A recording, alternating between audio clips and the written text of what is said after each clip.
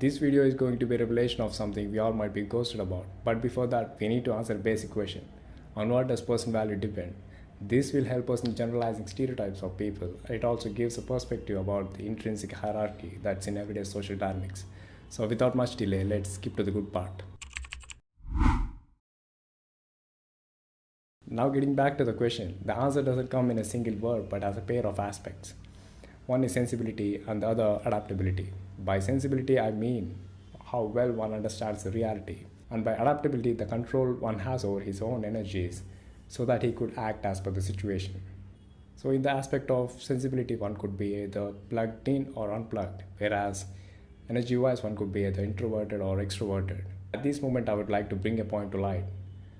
Personal value is completely different from perceived value. Personal value is something nature expects from one and would reward if one has a good count on that, whereas perceived value is completely to the discretion of the viewer. Okay, now let's look into these stereotypes through some relatable roles. A conservative parent alias plugged-in introvert. He has preconceived notions that not align with reality, unable to do something with these notions to satisfy himself, but still having unwavered belief in his own imaginary world would lead him to impose these notions forcefully onto his kids too. He is being termed as plugged in due to his foolishness and introvert due to his inefficiency at efforts. On the coin flip, we have a teenager alias plugged in extrovert. He is immature but has his energies flowing, so he wastes it on silly things and might even resort to some extremities like violence for some nonsensible reasons. Now raising the bar a bit high, we have our old grandfather alias unplugged introvert. He is wise that he has lived enough to have a good understanding about the workings, but not much energy is left to act with. And on the other side, we have our elder brother alias unplugged extrovert. He is mature, but he still lacks on that control part. He is still living that phase of life where the chase is not yet done.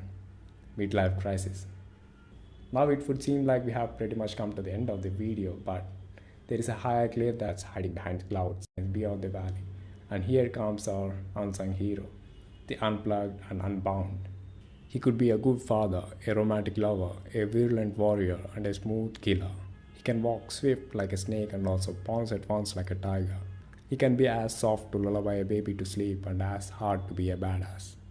The positions of all the others in the hierarchy are subject to dynamic changes. For say, the lower tier might get sometimes lucky due to some false positive cases, but he still holds his position unshakable.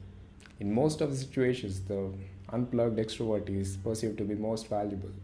This is due to the fact that the perceived value is primarily based on extroversion and secondarily on the wisdom. So even if you are an unplugged introvert, you will be perceived as a lower value when compared to a plugged-in extrovert.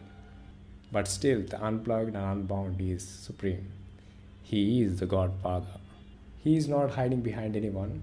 He is just so underrated that his plan of action is being unnoticed, but the sonic boom after execution is still inevitable and unavoidable.